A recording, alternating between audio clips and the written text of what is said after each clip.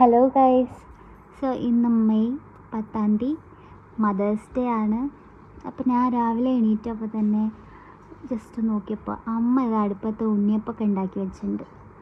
അപ്പോൾ അമ്മയ്ക്ക് എന്ത് പറ്റി രാവിലെ തന്നെ ഉണ്ണിയപ്പമൊക്കെ ഉണ്ടാക്കാമെന്ന് ആലോചിച്ചപ്പോഴാണ് അമ്മ മദേഴ്സ് ഡേക്ക് ഉണ്ണിയപ്പം ഉണ്ടാക്കി ഞങ്ങൾക്ക് ഗിഫ്റ്റ് പോലെ ഉണ്ടാക്കിയതാണ്.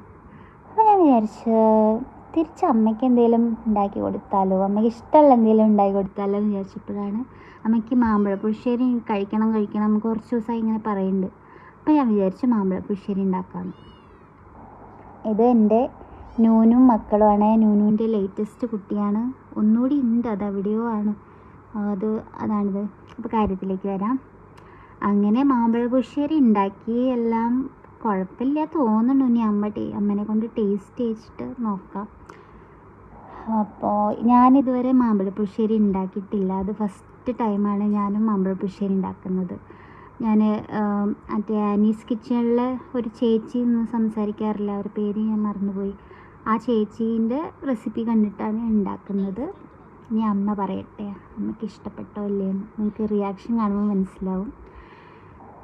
Let's wait. അമ്മയ്ക്ക് ഇഷ്ടപ്പെട്ടെന്ന് തോന്നണോ?